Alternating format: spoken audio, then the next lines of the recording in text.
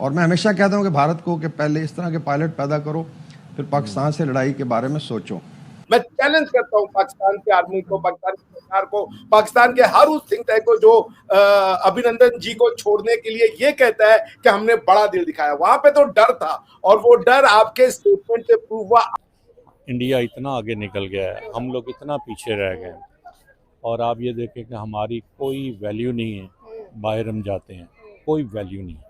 मैं पिछले 10 साल से बाहर नहीं गया हूँ कि मैं ऑपरेशन स्विफ्ट रेटार्ड के तहत 2 भारतीय तैयारे गिराने और 1 पायलट को गिरफ्तार करने पर आज के दिन को सरप्राइज डे का नाम दिया गया है। पायलट को पकड़ लिया। पकड़ना इंपॉर्टेंट नहीं है, पकड़ के उसको अपने पास रखना इंपॉर्टेंट है। अगर आप अपना बड़ा दिल दिखाने का क्लेम करते हैं तो कुलभूषण जाधव को भी छोड़ दीजिए। बाहर जाके कोई जलील नहीं होना चाहता, ठीक है, लेकिन जिन लोगों को जाना पड़ता है वो जाके फेस करते हैं। ये क्यों हुआ है?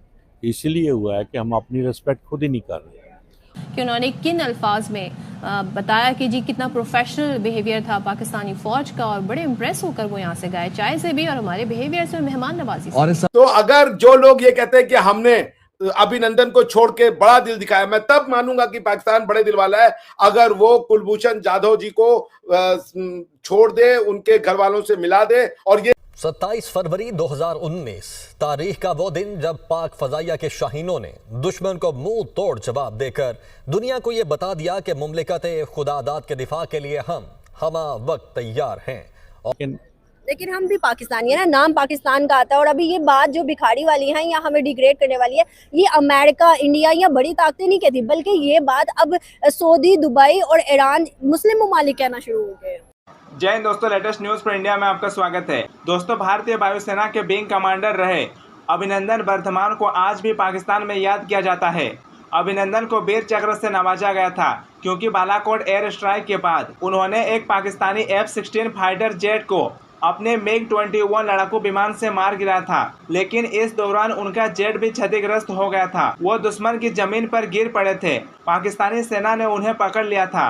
करीब 60 घंटे के बाद पाकिस्तान ने उन्हें भारत के हवाले किया था। दोस्तों, इन 60 घंटों में पाकिस्तान सिर्फ डर के साए में जी रहा था। उसे इस बात का खौफ था कि कहीं भारत अभिनंदन के लिए उस पर हमला न कर दे। दोस्तों, पाकिस्तान के पूर्व विदेश मंत्री ख्वाजा मोहम्मद आसिफ ने खुलासा किया था कि भारत के फाइटर पायलट अभिनंदन वर्धमान को पाकिस्तान ने भारत के डर की वजह से छोड़ा था।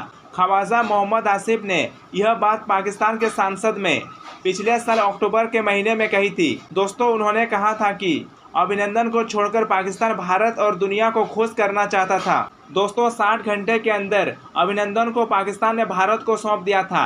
उन्हें बाघा बॉर्डर से भारत भेजा गया था, लेकिन इससे पहले भारत ने पाकिस्तान पर इतना ज़्यादा दबाव बना दिया था कि उनकी सरकार, फौज और खुफिया एजेंसियों को डर के साथ जीना पड़ रहा था। जिससे लेकर पाकिस्तानी मीडिया क्या कर रही है, आइए देखते हैं।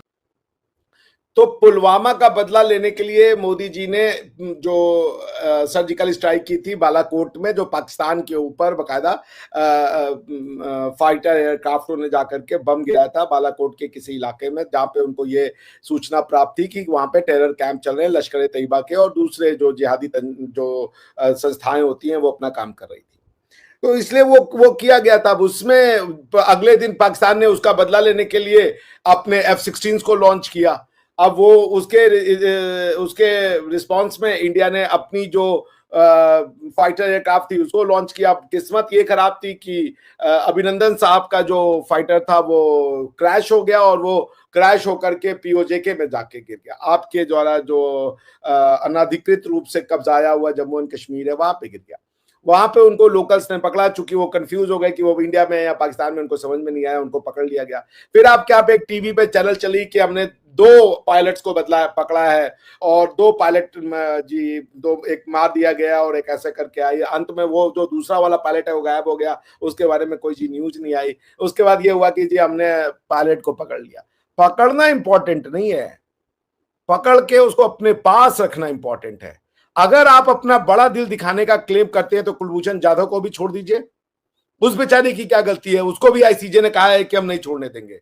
लेकिन आपको ये क्या नाम है, चूंकि ये एक सरकारी ऑफिसर थे, एयरफोर्स के ऑफिसर थे, प्रधानमंत्री मोदी जी ने साफ साफ स्टेटमेंट दिलवा दिया कि पाकिस्तान से कह दीजिए कि या तो 9 बजे तक अभिनंदन जी हमारे घर आएंगे या पाकिस्तान अगली सुबह नहीं देखेगा। और ये आपके मंत्री का स्टेटमेंट मैं कोट कर रहा हूं कि उन्होंने कहा, पैर कांप रहे थे आपके सेना अध्यक्ष के, और वो कह रहे थे कि भाई इसको छोड़ दो वरना ये बवाल मचा देगा, मोदी का कोई भरोसा नहीं है। ठीक है ना, सबने अपने हाथ खड़े कर दिए थे। तो अगर जो लोग ये कहते हैं कि हमने अभिनंदन को छोड़ के बड़ा दिल दिखाया, मैं तब मानूंगा कि पाकिस्तान बड़े दिल वाला है अगर वो कुलभूषण जाधव जी को छोड़ दे, उनके घर वालों से मिला दे और ये कहे कि ये देखो हमने गुडविल का जेस्चर दिया है। मैं चैलेंज करता हूं पाकिस्तान के आर्मी को, पाकिस्तान की सरकार को, पाकिस्तान के हर उस थिंक टैंक को जो अभिनंदन जी को छोड़ने के लिए ये कहता है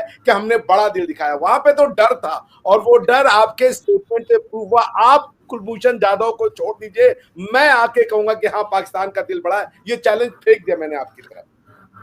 सर हम बावले जरूर है लेकिन हम इतने भी बावले नहीं है, तो इसलिए हम नहीं छोड़ेंगे। आप बावले नहीं हैं, आप सांवले बावले हैं, समझ रही हैं आप सर खुदा खुदा करके तो एक खुदा खुदा करके तो कोई हमारे हत्थे चढ़ा के हम बोल सके कि जी हमने जो है इंडियन जसूस पकड़ा है। तो सर आप जो है आप लोगों के तो लेके हम आईसीजे चले गए, आईसीजे में आपकी बैंड बज गई। आपने आईसीजे में आर्गुमेंट क्या लिया था आपको नहीं पता था? मेरा इसके ऊपर एक आर्टिकल लिखा था मैंने। इंडिया इतना आगे निकल गया है, हम लोग इतना पीछे रह गए और आप ये देखें कि हमारी कोई वैल्यू नहीं है। बाहर हम जाते हैं, कोई वैल्यू नहीं।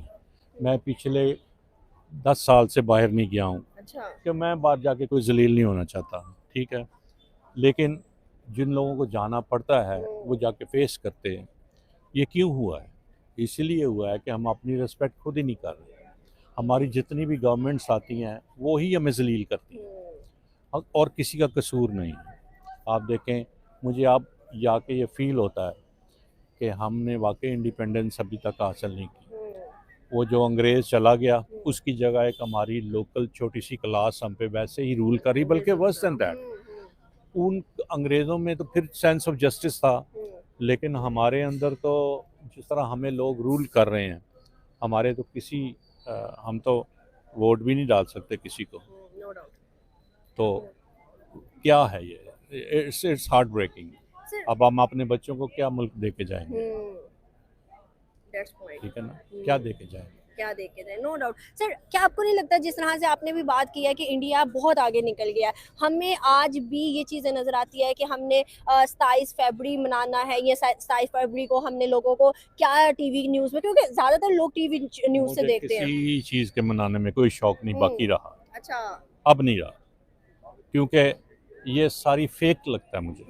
जब रियलिटी सामने आ जाए तो, जब हमें पता है हमारी रियलिटी क्या है, अब मुझे ये फेक लगता है। ऐसे नारे मारो, ये करो, वो करो, नथिंग। इन ट्रू सेंस हमारी कोई वैल्यू नहीं है। No doubt. हम लिटरली हम लोग बेकारी हो गए हैं। हालांकि पब्लिक नहीं है बेहारी, मैं समझता हूँ पाकिस्तान की पब्लिक ऐसी नहीं है। We are very brave people, पढ़े लिखे लोग हैं सारे, हर चीज़ है, लेकिन हम भी पाकिस्तानी है ना, नाम पाकिस्तान का आता है। और अभी ये बात जो भिखारी वाली है या हमें डिग्रेड करने वाली है, ये अमेरिका, इंडिया या बड़ी ताकतें नहीं कहती, बल्कि ये बात अब सऊदी, दुबई और ईरान, मुस्लिम ममालिक कहना शुरू हो गए। आप देखें ना, रियलिटी तो यही है ना।